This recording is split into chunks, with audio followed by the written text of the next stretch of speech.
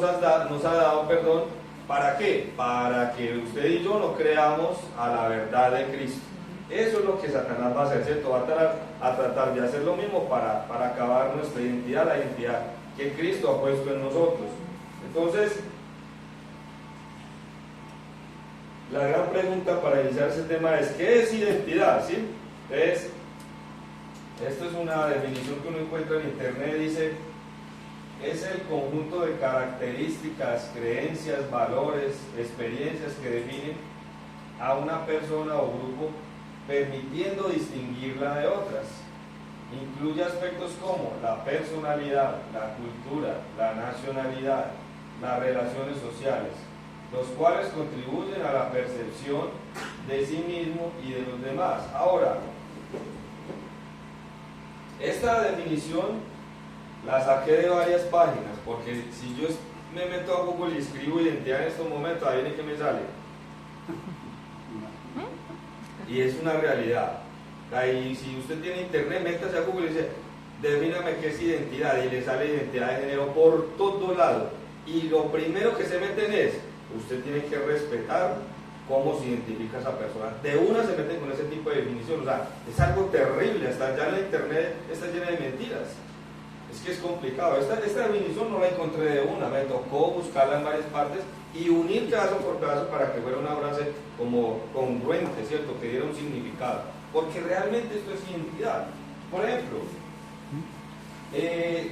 pues los colombianos somos diferentes de otras naciones, ¿cierto? De otras culturas. Por ejemplo, la cultura del hermano Íñigo, donde nació, ¿cierto? Es muy diferente a la colombiana. Él aprendió a comer jamón, ¿sí?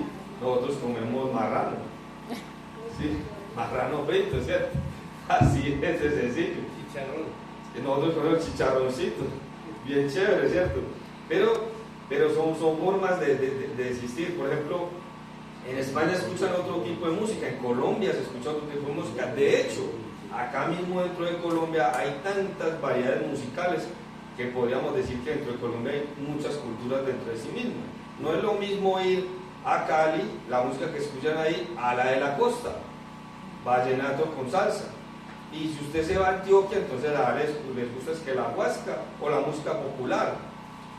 Y si usted ya se va para Bogotá, entonces allá están los grandes burgueses de Bogotá, que son de dedito así parado y escuchan música clásica. A mí no me gusta esto, y así será. Esa es la cultura. Pero ahorita dentro de los jóvenes, ¿cierto? También está lo que dice la hermana, el reggaetón y todo ese tipo de música vulgar. Pero en sí cada país o cada persona tiene una forma de distinguirse. Entonces, eso es, digámoslo así, como lo que hay identidad. Y si ustedes buscan, digamos, dentro o investigan en libros o en páginas y cosas así, ¿por qué es importante la identidad? Dicen porque es que eso da dignidad a la persona. Cuando usted se identifica con cosas como su forma de vestir, pensar, hablar, su idioma, su nacionalidad, usted crea grupo, usted crea sociedad, ¿cierto? Usted crea unión entre esas personas.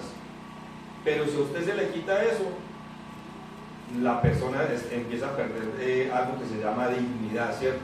Entonces, bueno, son muchas definiciones ahí, pero lo que quiero resaltar es esto: ¿qué es la identidad en general, ¿cierto?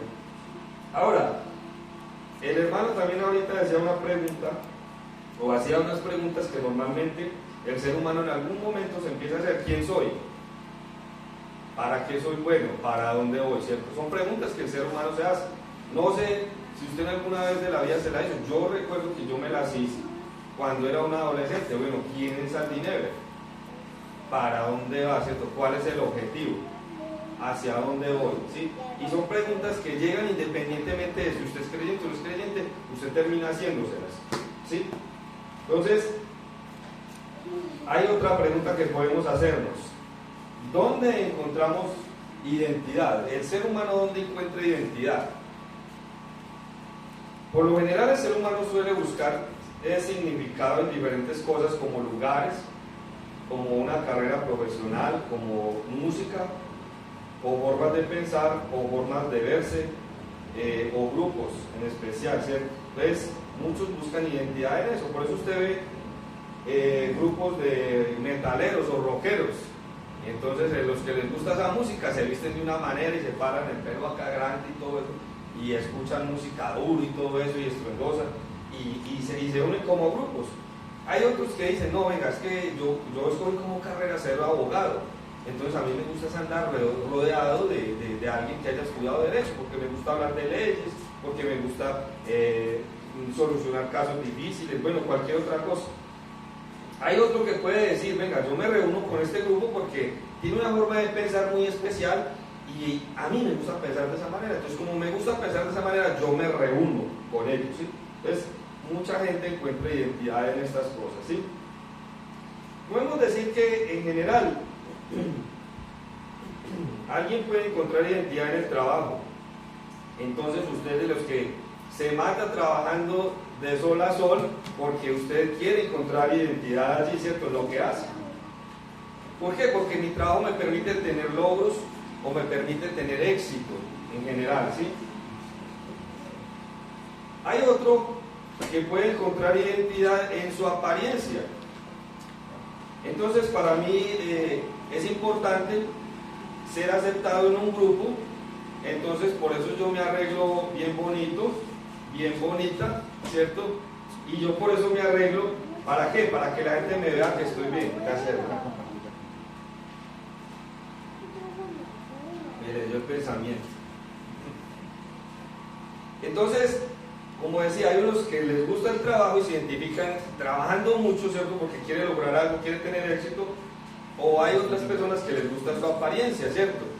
Podríamos decir, no, las mujeres entonces están ahí porque a ellas les gusta vestirse bonito, arreglarse bonito, peinarse bonito, ¿cierto? Para tener una apariencia bonita, ¿cierto? Pero hoy en día también hay grupos de hombres que les gusta ser bonitos y hasta se depilan las pestañas y todo esto. Las cejas y todo, perdón, las cejas y estos días estaba en una barbería con el niño y entonces me pongo a leer ahí que corte de cabello tanto, arreglo de la barba tanto, y yo no, pues a mí no me sale nada, entonces ahí no hay nada, no tengo que pagar. Pero decía es que depilación de cejas para los hombres, y yo, vea pues hasta allá hay ese tipo de cosas, y antes no se utilizaba. Hay otros que se identifican con la familia, ¿sí? Entonces, por ejemplo, dicen, no es que mi familia es numerosa, o no es que en mi familia somos muy unidos, en mi familia nos reunimos para todo, el día de la madre, el cumpleaños de todos, cuando cumple fulano, cuando cumple sultano, cuando esto, cuando aquello, cuando el aniversario de no sé quién, ¿cierto? Yo he conocido familias que son así, celebran todo, y están haciendo fiestas o reuniones para todo, y buscan significado o encuentran significado en ese tipo de cosas también, ¿cierto? Hay otros, bueno, y también en la familia está la protección y el amor, entonces buscan identidad en eso, se identifican en eso, ¿sí? Y hay otros que buscan lo material para identificarse, ¿sí? Por ejemplo, a algunos les gusta decir, no, venga, es que yo tengo fincas, carros, mis hijos estudian en X colegio que vale mucho dinero, hago tantos viajes al año, entonces yo no me reúno sino con personas que tienen fincas, que tienen muchos carros nuevos, que tienen casas, que son abogados, eso. Pero si es un hermano que es de allí o allí, no, qué pena, hermano, yo allá no voy, allá, discúlpeme tal cosa, pero allá no me integro, ¿cierto? ¿Por qué? Porque si quiere tener una identidad, ¿cierto?, de gente con poder, entonces quiere estar en medio de personas con poder. Son formas en que el ser humano se puede identificar, pero podríamos decir, o podría yo preguntar, ¿son valederas o son reales esas formas de identificarnos? Deberíamos de buscar el significado en esos 4 grupos. Puede que hayan más, no sé, puede que hayan más para identificarnos, pero deberíamos en esos 4 grupos buscar identificarnos, basar nuestra vida, estar nuestra vida como digámoslo así, sembrada en eso. Pero construir nuestra identidad sobre estos pilares nos lleva a tener una identidad distorsionada. ¿Por qué? Porque usted tiene hoy un trabajo muy bonito y de pronto lo llevó a tener unos logros y éxito, pero de la noche a la mañana perdió todo. Ustedes recuerdan la historia o la parábola que Jesús cuenta de un hombre que se jactaba porque tenía su finca llena de muchos granos y que lo recogió y lo metió a un granero, y luego que le dijo, alma mía, ¿qué dice? Sáciate, bebe y regocíjate y todo eso. Y Jesús, ¿qué le responde? Necio, ¿cierto? Entonces mire que no podemos basar nuestra identidad en la apariencia, ¿cierto? Yo veo que sea joven y sea muy bonito o bonita, pero los años pasan y empiezan a salir arrugas, canas, empiezan a salir enfermedades. Yo soy de los que ahorita digo, uno pasa como de los 40 y empiezan a salir enfermedades. Uno cree que es que uno hasta antes de los 40 como que no le duele una muela para nada a uno, pero usted cumple los 40 y eso empieza a llegar un poco y uno va al médico y uno es aburrido porque no, es que está tal cosa, entonces ya debe dejar de tomar azúcar, es que tal cosa, ya la sal bájele un poquito, es que tal cosa y ya los chicharrones empiezan a dejar. O sea, es una cosa tremenda. Entonces la apariencia pasa, y si yo baso mi identidad en mi familia, y entonces, porque puede haber mucha protección y yo amor, entonces yo les hago esta pregunta, y si es una familia disfuncional, una familia disfuncional es que el papá se fue y dejó a la mamá sola con los hijos. Ya hay un corte grande, porque hace unos años atrás leía este libro de Jake Dawson que dice cómo criar a los hijos varones. Yo nunca había leído ese libro pues antes, lo leí de pe a pa porque pues tuve un varoncito y ese hermano escribe con una sabiduría, gracias a Dios porque le dio la sabiduría, es un hermano psicólogo cristiano y es un doctor en esa materia, y lo que enseña ese hermano ahí basado en los principios bíblicos es una cosa tremenda, y él muestra por qué es importante tanto el hombre como la mujer en la crianza de un hijo. Porque es que el hombre tiene una forma de ser y la mujer tiene una forma de ser, y ambas cosas se necesitan para criar a los hijos bien. De hecho, hubo algo que a mí me sorprendió, hermanos, qué pena me salgo un poquito de esto, pero quiero decírselos. Me sorprendió algo porque él habló de un tema de la desidentificación. Esa es una de las palabras duras de pronunciar para mí. Desidentificación, así se llama. Él habla de esa palabra, desidentificación. Entonces él decía, resulta que acontece que ¿dónde nace de la vida humana? En el útero de una mujer, ¿sí o no? ¿Y la mujer qué es? Pues es mujer, ¿cierto? Es el sexo femenino, es ahí ya. Pero la mujer nace de la mujer y el hombre no nace del hombre, el hombre también nace de la mujer, ¿cierto? Entonces ese hermano escribe y dice, más o menos se tiene estudios que se han realizado a los 10 años, desde los 8 o 9 años, empieza un proceso en el varón que se llama desidentificación. O sea, no se quiere identificar con la mamá. ¿Por qué razón? Porque él dice, Dios puso en la naturaleza del varón que tiene que ser ¿qué? Un varón. Y como él estuvo 9 meses en el vientre de la mamá y ella es femenina y él es varón, en su naturaleza él empieza la lucha con mamá, y por eso es que a veces hay rebeldías y todo eso. Él dice, ahora no hay que justificar esas cosas, hay que enseñarle y guiarlo a él, pero él empieza un proceso porque él quiere ser ¿qué? No quiere ser mujer, él quiere ser ¿qué? Varón, como lo creó Dios, ¿cierto? Entonces se tiene que desidentificar. Él no puede seguir identificándose con mamá. Entonces el hermano que dice en ese libro, en una parte dice, cuando Satanás hace bien su trabajo y separa los hogares, por lo general ese hijo varón queda con mamá, y ese proceso de desidentificarse es más complicado para ese varoncito que en un hogar donde están ambos. Y él dice, no es 100% el problema, pero de ese tipo de cosas empieza a salir el homosexualismo que vive el mundo hoy en día. ¿Por qué? Porque él aprendió a vivir de acuerdo a la mamá, vio cómo actuaba la mamá en ese problema, vio cómo respondía la mamá a X cosa, vio cómo la mamá actuaba en esto, vio esto, aquello, pero nunca vio cómo el papá lo hacía. Y nunca aprendió cómo el papá resolvió este problema. Por eso el hermano dice, no es 100%, pero a partir de ese tipo de desorden, que Satanás es el encargado de hacer que los hogares se dañen, empieza un problema que se llama el homosexualismo. Ahora él dice, no es 100% que eso suceda en todos los casos, pero sí le queda muy duro y de para arriba a un hombre desidentificarse, porque siempre está viendo esa la mamá, está viendo el lado femenino de la vida. Por eso el hermano dice, Dios fue sabio al decir que era papá y mamá unidos para criar a unos hijos.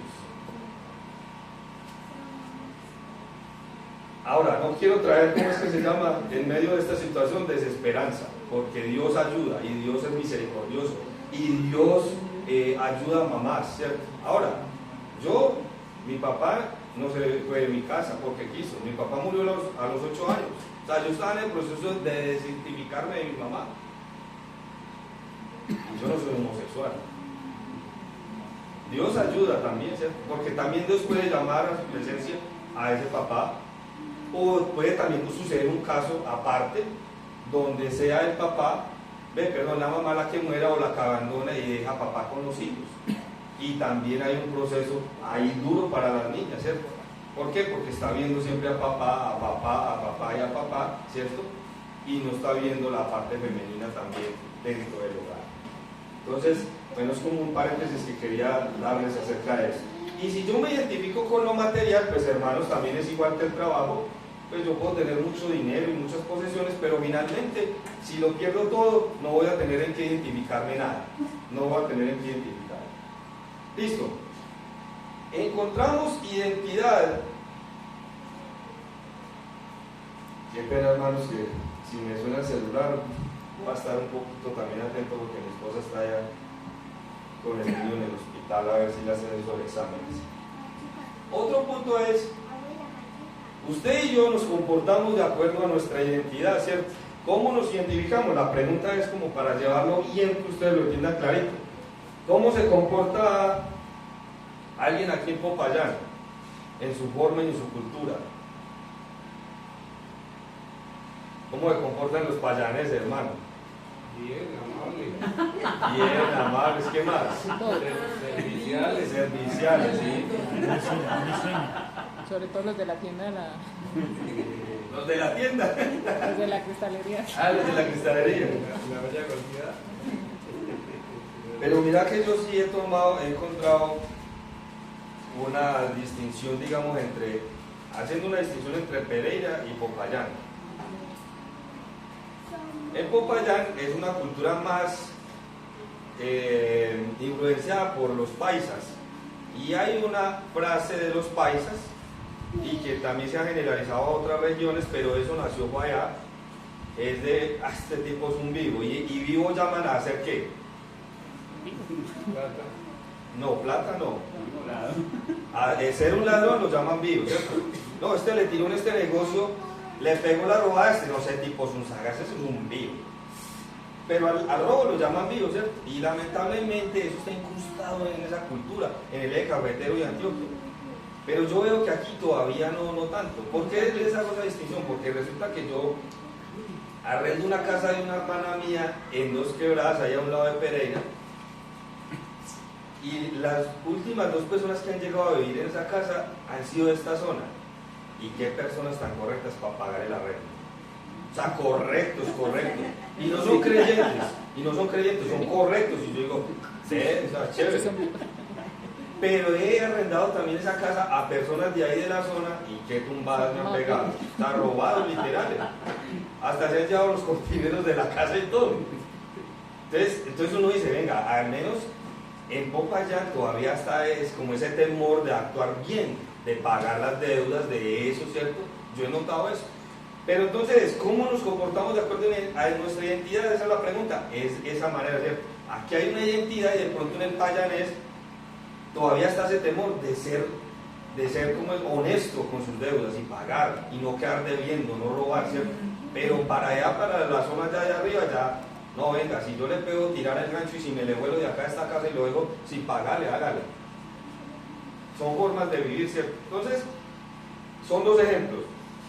Usted y yo nos comportamos de esa manera. El elefante, le distorsionaron la identidad a los elefantes. Estos terminaron comportándose como esclavos, sometidos a sus amos, y su conducta no corresponde ¿a qué? A a su identidad o a su naturaleza, ¿cierto? Se sometieron, terminaron sometidos por unos amos y perdieron su identidad de libertad. Y ahora, ¿cómo viven? Como esclavos. Eso fue lo que le pasó a ellos, ¿cierto? Ahora, ¿cómo me veo, hermanos? Así como me veo, así mismo me voy a comportar. ¿Usted cómo se ve, hermanos? ¿Usted cómo se ve, hermana? Joven. Como hijos de Dios, hijos del Rey. Entonces, si yo me veo así, entonces yo puedo decir: Señor, te reclamo por la salud de mi hijo que se fue para el hospital y sánalo ya, y lo arrebato y que no sé qué. Claro. No es de esa manera, ¿cierto? Porque en la identidad hay dos extremos. Vamos a leer Romanos 12. Algo acerca de la identidad, ¿cierto? Romanos 12, versículo 3. Dice de esta manera: digo pues, por la gracia que me es dada a cada cual que está en vosotros, que no tenga más alto concepto del que debe de tener, sino que piense de sí con cordura, conforme a la medida de fe que Dios repartió a cada uno, ¿cierto? Ahora, si usted sigue leyendo el contexto de los versículos más adelante, empieza a hablar de dones. Entonces este texto realmente Pablo lo está escribiendo como acerca del orgullo de tener ciertos dones, como que había un problema ya en los romanos de que, es que yo sé tocar guitarra, entonces como que salía ya levitando al frente allá a tocar guitarra, o había de pronto uno que sabía ministrar y hablar la palabra de Dios, y entonces salía allá y después cuando salía ni siquiera saludaba a los hermanos, se creía mucho. Entonces Pablo los tiene que exhortar y decirles: venga, pilas con tener un concepto más alto del que deben tener. Ahora mire la palabra como la dice: no tener un concepto más alto del que debe tener, no significa que no tener ningún concepto, sino más alto. O sea que sí debo tener concepto, ¿sí o no? Yo tengo que valorarme también como persona. Entonces ahí hay que tener mucho cuidado, hermanos, en cómo me veo, ni por encima, pero tampoco por debajo. Yo les hago esa pregunta: cuando una persona se va a suicidar, ¿ustedes creen que qué pasa en su mente? O sea, ¿cuál es el proceso que el enemigo hace para llevar que una persona a que quiera acabar con su vida?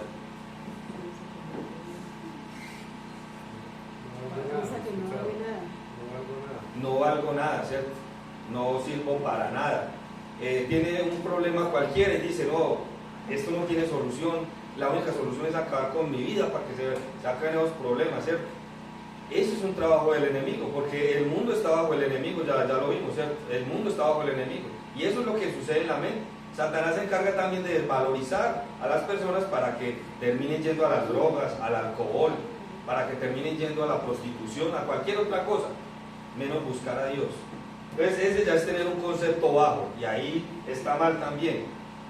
Entonces ese es como me veo. Ahora otro: la base de mi comportamiento está en ¿dónde? Nuestra identidad es la base de nuestro comportamiento. Como yo me veo, como yo me identifico, termino comportándome, ¿sí? Si usted se identifica, no sé, con un grupo de música, usted se termina comportando como los que escuchan esa música. Por ejemplo, de esos de reggaetón. Usted mantiene escuchando reggaetón y que venga, que tal cosa, que se viste, que esto y aquello, y que no sé qué, y que esto en la noche, y que en las mañanas, y que esto y aquello. ¿Usted qué termina pensando y actuando en su vida? Usted termina viviendo eso en su vida. Eso no es solamente escuchar, usted termina practicando eso en su vida, ¿sí? Entonces la base de mi comportamiento, ¿cierto? Nuestra identidad es la base de mi comportamiento. Entonces, de acuerdo a cómo yo me identifique, así me comporto. Por ejemplo, usted ve a un hombre que llega con un portafolio y llega a un edificio muy grande y todo eso, y así viene encorbatado y todo eso. ¿Usted qué dice? Ese tipo es un empresario. Y él se está comportando como un empresario, ¿cierto? Y él llega allá y todo eso, todo el mundo lo salía: doctor, ve esto, aquello. Pero también usted puede ver a un hombre que va con un asadón acá atrás. Y ese hombre dice, ah, yo soy un campesino, yo trabajo la tierra y labro la tierra. ¿Cierto? Tiene una identidad de cierta manera, ¿por qué? Por su trabajo. También está el que estaba vendiendo cristalería y se identifica como ¿qué? Cristalero. Cristalero. O el que maneja taxi, taxista, ¿cierto? Entonces, si yo me empiezo a identificar con todo ese tipo de cosas, termino ¿qué? Identificando como eso, ¿cierto? Por eso uno ve muchas veces personas que trabajan en el campo, que llegan a una oficina o cualquier cosa así y con la cabecita agachada, como con temor y con pena, ¿cierto? Entonces uno entiende que esa persona se identifica como un trabajador, ¿cierto?, del campo, y le da vergüenza llegar de pronto con la mirada alta y bien erguido y decir buenos días, ¿cómo ha estado? Eso lo puede hacer un campesino y lo puede hacer un presidente de una multinacional. Pero uno encuentra que en Colombia se encuentran a personas que llegan del campo y es así. De hecho, ayer yo estaba reclamando unos medicamentos y había un señor ya anciano, pero como que trabajaba en el campo y había ido a reclamar los medicamentos. Y la sencillez con que me puse allá a hablar mientras me tomaba un café con un buñuelo, yo digo, no la encuentro allá en las grandes corporaciones. Y señor sencillo, sencillito. Y uno identifica que él trabaja en el campo, ¿cierto? Se identifica como eso. Entonces... Sí, hermano, bueno, sí. Pensé que había tirado más. No, haga.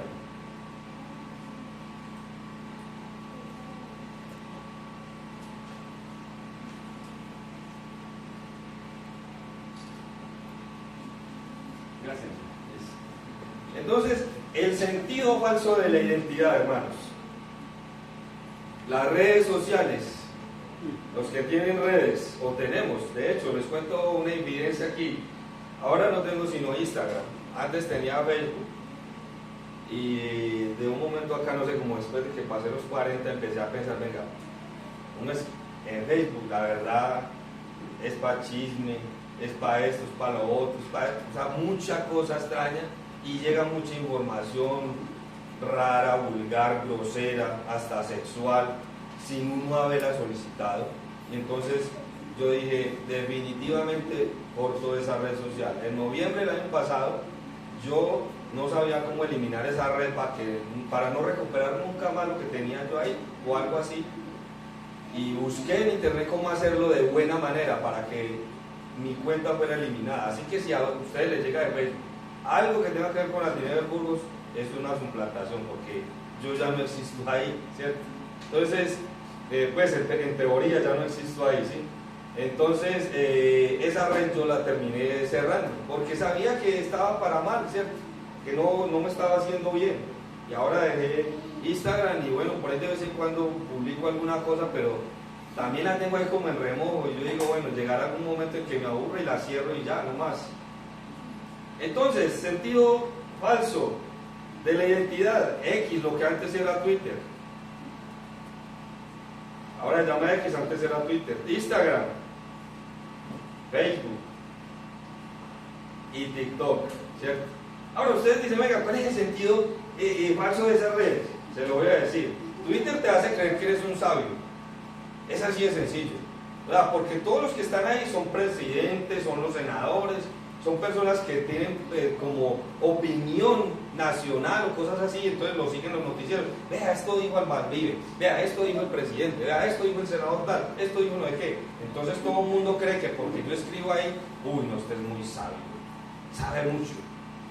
Y los problemas en los que se ha metido la gente, legales, o sea, de demandas legales de ir a un calabozo por estar en eso.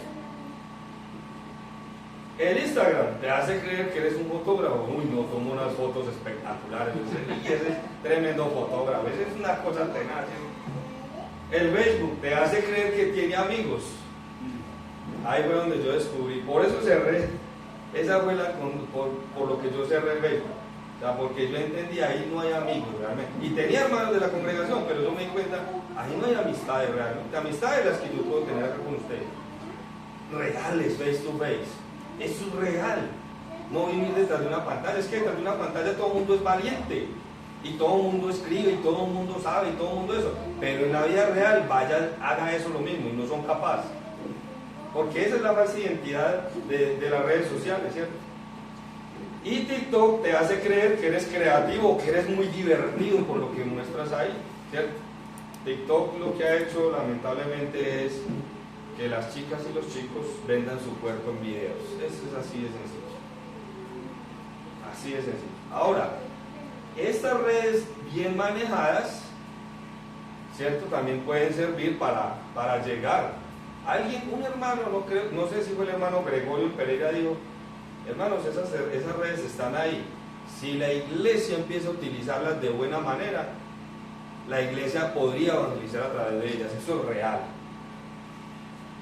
Hubo algo que me dejó a mí impactado con una respuesta de un pastor de otra congregación hace como 2 años atrás, de otra congregación que no tiene que ver nada con nosotros. Me encontré con él y él me dijo, hermano, lo que pasa es que el cristianismo radical, me dijo de esa manera, lo que pasa es que el cristianismo radical en algún momento enseñó es que ese es el cajón del diablo, y claro, el diablo cogió ventaja. ¿Por qué la iglesia no cogió ese cajón y lo llevó para bien? Me dijo esa pregunta y, bueno, la verdad a mí me tocó quedarme callado porque no tenía respuesta para eso. Ahora lo mismo yo podría decir de las redes sociales. Si la iglesia maneja bien estas redes para expandir el evangelio, llegaría a muchos jóvenes, porque muchos jóvenes están ahí inmersos, personas sin Cristo, mirando a ver, y si les llega un mensaje de aliento, un mensaje de salvación, tal vez puedas tocar sus corazones, ¿cierto? Pero hay que hacer un trabajo bien hecho, porque no es yo pararme, coger acá y hacer un video, Jesús te ama, que tal cosa que esto. No, hay que hacer algo bien hecho para que impacte a los muchachos de ahora, porque no podemos satanizar tampoco las redes sociales, no por el hecho de que yo les esté diciendo acá, cerré Facebook, entonces todo el mundo hágalo, no, cada uno es libre de hacer lo que quiera, pero es mostrar las dos caras de esa situación. Si yo lo utilizo para mis cosas personales y no sé, si eso me lleva y me conduce a pecar, hermano, es mejor que la cierre. Pero si a usted esa red social, a usted le sirve para evangelizar y le da esperanza a hermanos, a hijos de Dios de otras congregaciones, o evangeliza a otros, pues hágalo también, pero hágalo bien. Pero si su identidad está basada en estas redes sociales, creo que también está construyendo sobre la arena. Me hacen pensar que si tengo un buen número de seguidores o likes, esto me hace ser alguien importante. Esa es la falsedad de las redes sociales. Porque, yo puse una publicación, tuve 600 likes, 1000 likes, no, tengo ya 2000 seguidores, no, 3000 seguidores, no, yo soy importante. Ese tampoco está bien. Ni siquiera para una congregación, porque si en la congregación yo empiezo a medir, es que tengo 2000 likes, el mensaje, entonces, no sé, el mensaje fue muy bueno, pues yo digo, de ahí también estamos como regular, ¿cierto? Porque es que la predicación no la mide un like, la predicación es, ¿quién es el que hace la obra? Nosotros estamos tirando semilla, y ¿quién es el que hace crecer? Es Cristo, es así de sencillo, ¿cierto? Hermanos, ¿cómo puedo saber quién soy yo? El ser humano es la corona de la creación. El hermano, ahorita no vamos a leerlo, pero ahorita ya los leía esos versículos. Soy criatura hecha a la imagen ¿de quién? De Dios. Ahí empezamos con nuestra identidad. Es que nosotros no somos a imagen del simio, o del marrano, o de la vaca, o de un toro, no, nada de eso. Nosotros somos la imagen de Dios, ¿cierto? Entonces nos tenemos que identificar como imagen de Dios, ¿sí o no? Ahora este otro, necesito un verdadero significado. Y ese significado lo encuentro en Juan 14:6. ¿Cómo dice Juan 14:6? Soy el camino, la verdad y la vida. Soy el camino, la verdad y la vida. Usted quiere encontrar significado verdadero en su vida, busque el camino, porque usted y yo no sabemos por dónde ir en esta vida. Si usted busca en las redes sociales, si usted se identifica con su trabajo, con sus posesiones, en su familia, usted va a construir sobre la arena siempre, porque tal vez algún día eso se le derrumbe. Si usted construye tal vez porque su esposa es muy buena esposa, o construye porque su esposo es muy buen esposo, y si Dios se lo llama a su presencia, ¿qué? O si ese hombre, no sé, algún día pasa que se va de la casa, se derrumba eso que construyó. Entonces su identidad tiene que estar construida sobre el camino verdadero, sobre la verdad verdadera, que es Jesucristo. Es el único que garantiza eso. Nadie más lo garantiza. Hágale, yo puedo, hermano.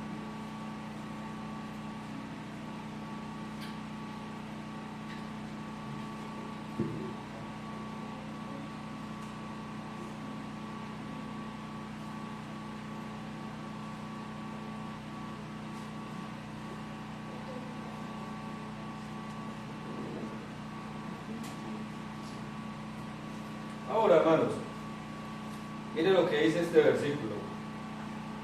Juan 10:10. El ladrón no viene sino para ¿qué?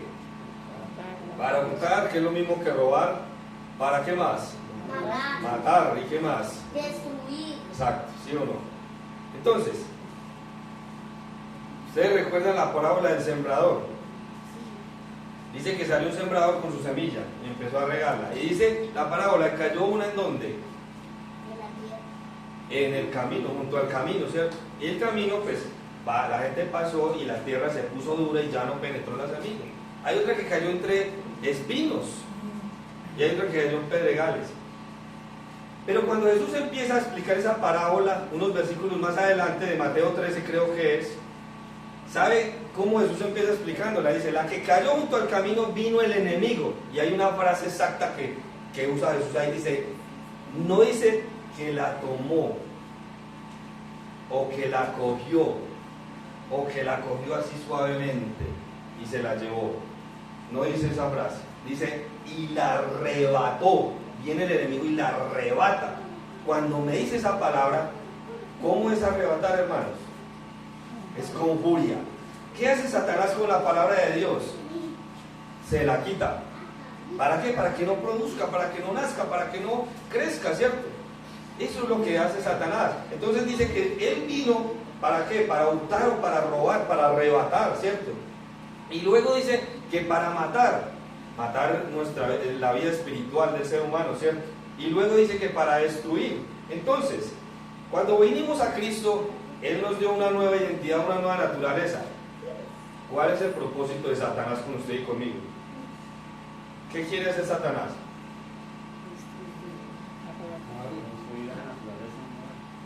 Quiere destruirnos. Y Él quiere arrebatar lo que Cristo siembra. De hecho, lo que están escuchando esta mañana, Satanás tal vez se lo arrebate de su corazón. La pregunta es, ¿va a permitir que esta palabra Satanás se la lleve?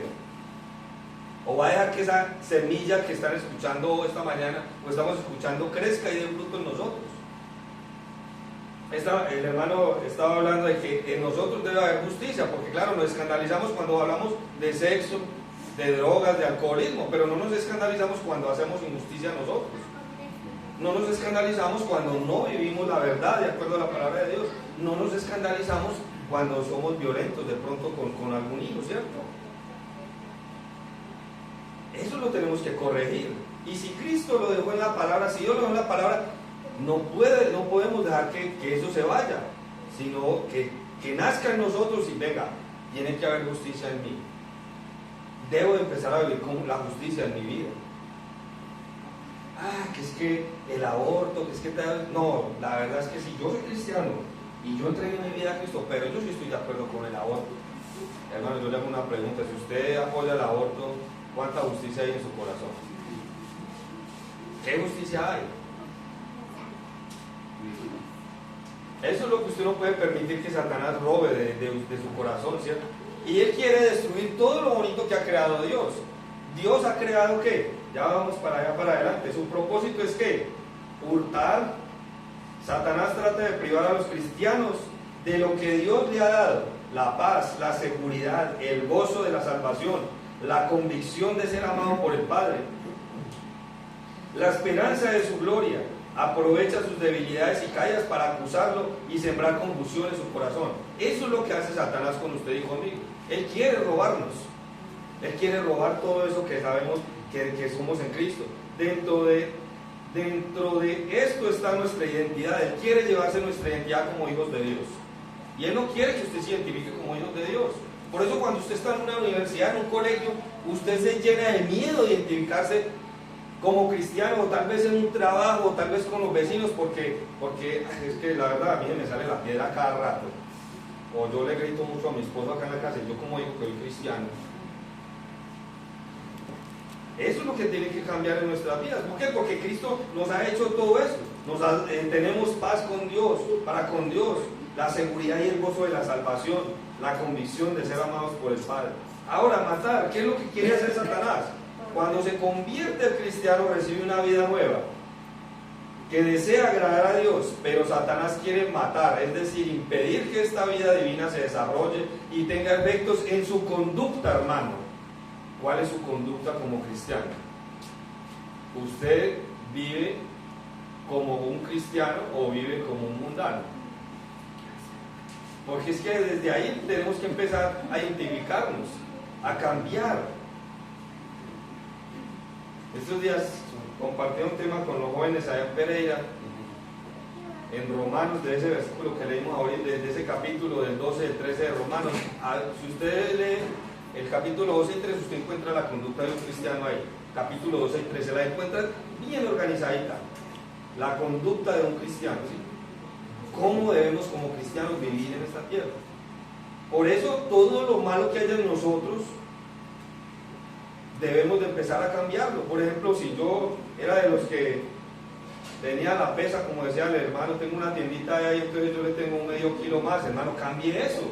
Ya no es de esa manera.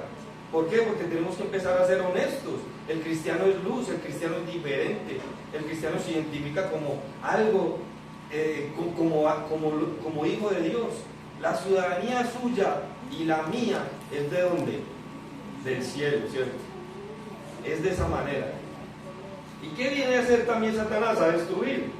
Por medio de las mentiras, Satanás ataca los fundamentos de nuestra fe, con el objetivo de desestabilizar al cristiano. Pone continuamente en duda la palabra de Dios y se dedica a producir desánimo, a impedir que el cristiano progrese y a poner trabas a la obra de Dios en él. Se dedica a producir desánimo, y dice el otro, pone continuamente en duda la palabra de Dios. La pregunta que ya yo creo que ustedes se saben la respuesta: ¿qué hizo la serpiente, Satanás, a través de la serpiente en el huerto del Edén con Eva? ¿Qué puso en duda? La palabra de Dios, ¿cierto? Con que Dios os ha dicho. Y eso lo sigue haciendo, hermanos. Eso lo sigue haciendo. Hay un versículo, creo que es en 2 Corintios, dice: pero temo que vuestros sentidos sean extraviados, como Eva, ¿cierto? Adán y Eva en el huerto del Edén. La pregunta es, ¿cuáles son los sentidos, hermanos? ¿Ustedes saben cuáles son los 5 sentidos? ¿Cuáles son? El oído, la boca, la nariz y los ojos. Exacto. En las manos. Y el tacto, ¿cierto? ¿Usted cree que Satanás cómo nos desvía de nuestra fe en Dios? A través de ellos. Él utiliza esos sentidos. Los ojos nos desvían ¿para qué? Uy, mire esa mujer mal vestida, ¿cierto? Las mujeres, uy, vean esta como va de feo de vestida. Uy, qué vestido, no, yo lo quiero también, ¿cierto? Con nuestras manos, ¿qué estamos haciendo? ¿Cierto? Es santo, nos lleva a la santidad. ¿Qué estamos escuchando en la música que escuchamos? ¿Qué nos alimenta? Alimenta nuestro espíritu, el espíritu, ¿cierto? O alimenta nuestra carne. Y eso lo utiliza Satanás. Todos los sentidos, porque Dios nos creó seres con sentidos, con emociones, alegría, llorar, reír y todo eso. Y Satanás nos conoce de esa forma como Dios nos creó, y se aprovecha para desviarnos de la palabra de Dios. Por eso concluyo ese pasaje diciendo: hurtar, matar y destruir. Eso es solamente lo que quiere Satanás en esta tierra, acabar con nuestra identidad. Somos nuevas criaturas, hermanos, de modo que si alguno está en ¿quién? Cristo. En Cristo, hermanos. Ya es una nueva creación. Atrás han quedado lo viejo, ahora ya todo es nuevo, hermanos. Hermanos, si usted un día recibió a Cristo en su corazón, si usted entregó su vida a Él, y usted se doblegó a Él, créame que usted ya es una nueva criatura. Usted ya pasó lo viejo. Hay un hermano, yo creo que no sé, algunos lo conocen, Alex. Gracias, hermano. Alex Gaviria en Pereira, y me gusta mucho su testimonio cuando él lo dice. Cuando él llegó era un muchacho consumidor de droga. Tenía su pelo acá en la cintura, era un pelo blanco peludo. Y pertenecía a una banda maluquita ahí en Pereira. Él cuenta su testimonio. Y cuando él llegó a la iglesia, dice, yo me sorprendí porque todo el mundo me saludaba, Dios le bendiga, bienvenido, bienvenido. Entonces él decía, pero ¿cómo? Si a mí, si yo voy a la gente y le dice, ese marihuana va a ser ladrón, allá va a ser sicario, va a tal cosa. ¿Y cómo yo llego a la iglesia y la iglesia empieza a decirme, bienvenido, bienvenido? Él dice, para mí eso fue un choque tremendo. O sea, un choque tremendo como me trataban ahí. Entonces yo no entendía eso. Y en estos días estaba compartiendo en un campamento allá en Pereira y él estaba ahí de frente a mí. Yo le dije, hermano, ¿a usted quién le dijo que tenía que cortar el pelo? ¿Qué hermano de acá? Gregorio, el hermano Pedro Nun, Felipe no lo cogió, le dijo que tenía que cortar el pelo. Y yo le digo, ninguno me dijo que me tenía que cortar el pelo. Me lo dijo Dios a través de su palabra y me corté el cabello. Porque lo leí y entendí que tenía que hacerlo. Hermanos, el cristianismo es de esa manera, no es porque un hermano me lo imponga o me lo diga, sino porque yo lo leo y el Espíritu me cambia. Y es el Espíritu el que doblega mi espíritu y mi orgullo y lo que sea, y me dice, cambie esto, y yo lo cambio, hermano. Porque si usted hace cambios en su vida, porque lo dijo su esposa, porque lo dijeron sus hijos, porque lo dijo un hermano X, o lo dijo un predicador en televisión o en eso, créame que algún día ese predicador va a fallar. Y el héroe al que usted le creyó, se va a caer de ese pedestal donde lo tenía. Pero si usted le cree a Cristo, ese héroe nunca se va a caer. Nunca, jamás en la vida se va a caer. Y entonces dice, somos hijos, no esclavos. Ustedes son hijos de Dios y por lo tanto Él puso espíritu el espíritu de su Hijo en nosotros. Y ese espíritu grita, querido Padre. Entonces ya no eres esclavo sino hijo. Y por ser hijo, Dios te ha hecho heredero, hermano. Usted y yo somos herederos, ¿o no? Y dice este otro, Romanos 8:16 en esta versión, el Espíritu mismo le habla a nuestro espíritu y le asegura de que somos ¿qué? Hijos de Dios, hermanos. Y este último, para finalizar, hermanos, lo que somos usted y yo, por medio de Jesucristo somos linaje escogido, real sacerdocio, nación santa y un pueblo adquirido, ¿cierto? Ahora vamos a traducir ese linaje escogido, descendencia de una familia especialmente noble. Si usted se creía que era lo más bajo en la sociedad, como la sociedad ha catalogado al ser humano entre ricos y pobres, si usted creía que era lo de menos, usted, hermano, pertenece a un linaje noble, que es ¿de dónde? De la patria celestial, hermano. Así que si usted ha tenido un pensamiento en algún momento y dice, no, es que yo soy un hermanito que tumba racimientos de plátanos y que saca yuquita, hermano, no piense así tampoco de esa manera. Es que usted es hijo de Dios y usted también es, Dios lo ha puesto en ese lugar, ¿cierto? Ahora este otro, real sacerdocio, o sea que es de sacerdotes ¿de dónde? ¿De quién? Del rey. Usted es un sacerdote del rey, es así de sencillo. Cuando David ahí estaba el sacerdote que ministraba la adoración en el reino. Eso somos usted y yo ahora.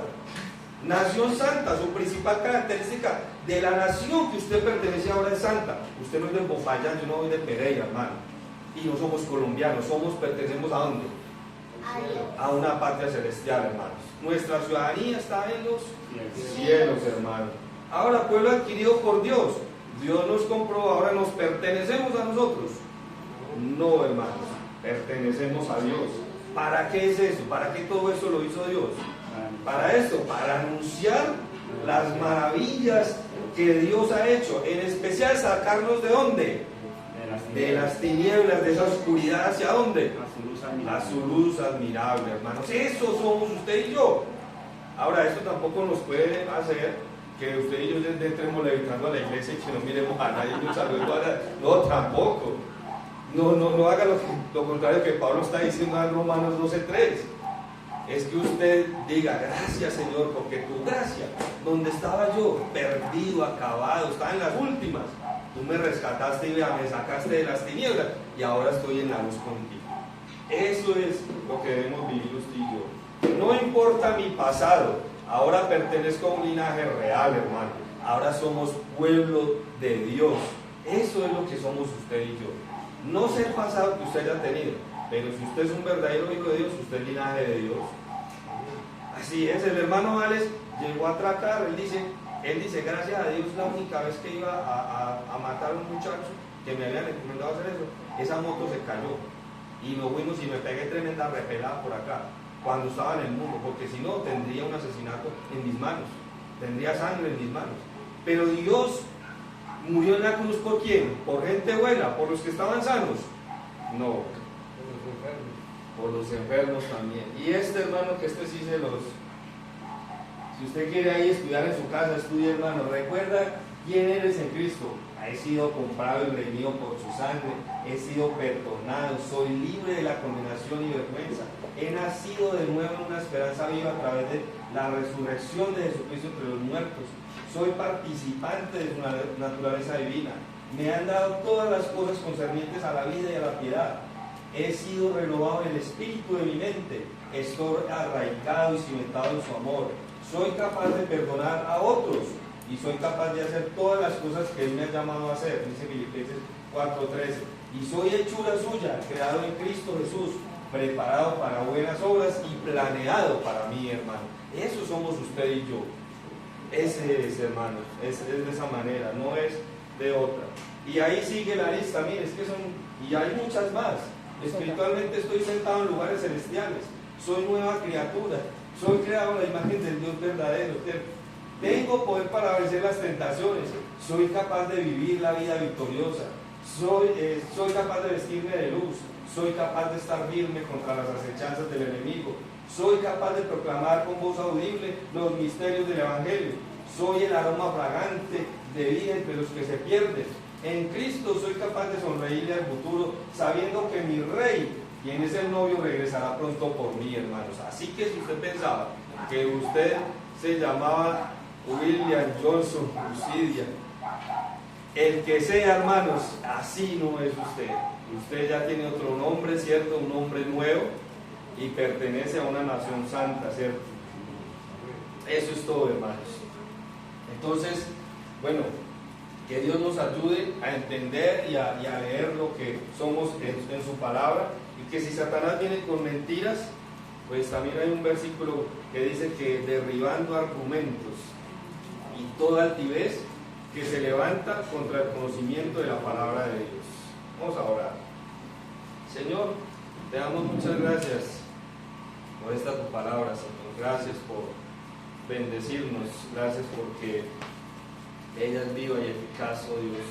Gracias, Señor, porque es más cortante que espada de dos filos y que penetra hasta lo más profundo de nuestro ser y que entra hasta las profundidades, hasta lo más secreto. Permite que esta tu palabra llegue allá y que podamos, oh Señor, vivir de acuerdo a ella, oh Señor. Señor, líbranos si estamos viviendo alejados de ti, líbranos si estamos pensando como el mundo piensa, y tal vez no pensamos de acuerdo a lo que tú dices en tu palabra.